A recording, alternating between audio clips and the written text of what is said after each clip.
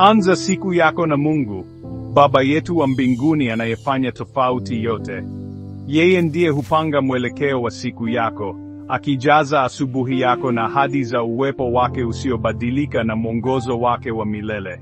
Unapofungua macho yako kuiona nuru mpya, fungua pia moyo wako kwa Roho wake, ukiruhusu amani na hekima yake kujaza kila hatua na uamuzi utakaochukua.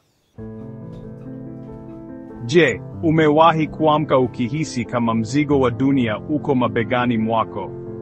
Saa za mapema za asubuhi unapoamka unaweza kuhisi kama unasimama mbele ya mlima mkubwa unaopaswa kuupanda, na hii ni wazi hasa wakati shida zimekukumba maishani.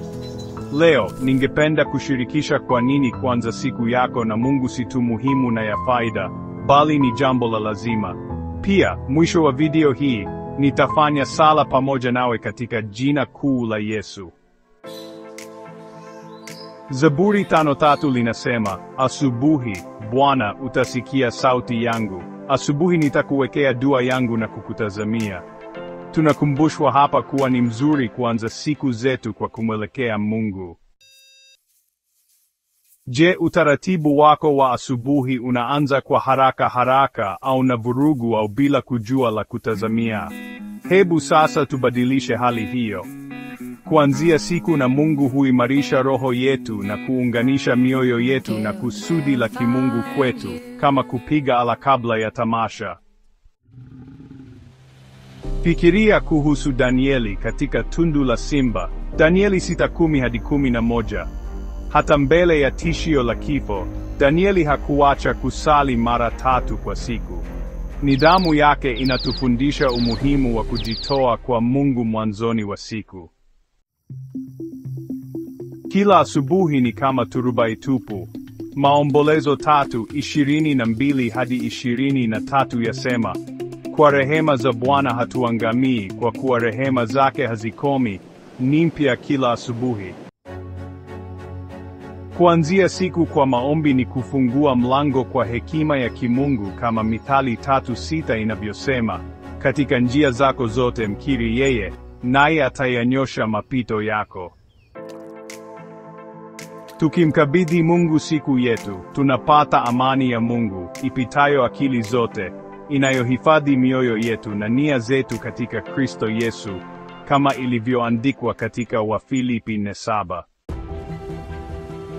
Kujenga siku yetu juu ya neno la Mungu ni kama kujenga nyumba juu ya mwamba usioanguka, kama Mathayo 7:24-25 inavyosema.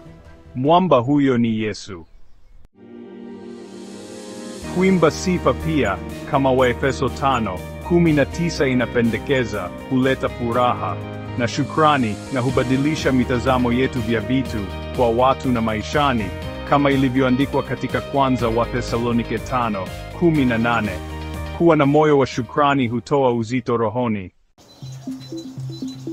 Warumi 8:37 yatukumbusha, katika mambo hayo yote tunashinda, na zaidi ya kushinda, kwa yeye aliyetupenda. Kuanzia siku na Mungu huathiri jinsi tunavyowatendea wengine kwa upendo na huruma.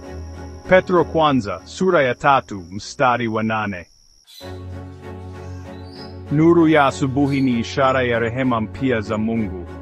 Kama Samueli alivyoitwa asubuhi, Samueli kwanza, sura ya 3:1-10, Mungu bila shaka anatuita kila asubuhi, tumsikilize. Zaburi sura ya 37:23 inatukumbusha, hatua za mtu mwema zaamriwa na Bwana. Basi tunapotaka kuisha kwa wema, lazima tujikabidhi katika Bwana aamuru hatua zetu. Kumkimbilia Mungu mapema kunatupa pumziko takatifu kwa ajili ya siku mpya, ilivyoandikwa katika Mathayo sura ya 11:28. Msingi wa maisha yetu huimarika tunapojitolea kwa Mungu kila asubuhi. Yoshua alisema, lakini mimi na nyumba yangu tutamtumikia Bwana. Tunaimarika tunapomtafuta Bwana asubuhi atubariki, halafu tumtumikia kwa siku nzima. Kuanza siku na Mungu ni tendo la kuamini Mungu, kama ilivyoandikwa katika kitabu cha pili cha Wakorintho mlango wa 5, mstari wa 7. Muda wetu wa asubuhi na Mungu huleta mwangaza na uelewaji upya.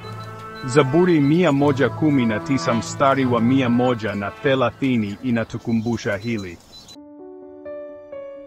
Kama vile Yesu alivyoanza asubuhi mapema akiomba, nasi tunapaswa kufuata mfano huo. Hii ni kulingana na Marko 1:35. Maombi ya asubuhi ni silaha dhidi ya hofu, mashaka na majaribu ya kimwili na kiroho. Waefeso mstari wa 17. Kwa kila mapambazuko mapya, Mungu anatupa nafasi mpya ya kusonga mbele yake, kuanza siku kwa ushindi wake. Tujifunze kuamka na kumwamini Mungu kila asubuhi, na maisha yetu yatabadilika kwa nguvu za ajabu na uwepo wake Baba yetu aliye mbinguni anayependa tujongee kwake na kumtafuta wakati wowote. Utukufu wote uwe kwa Mungu, Baba yetu aliye mbinguni. Amina.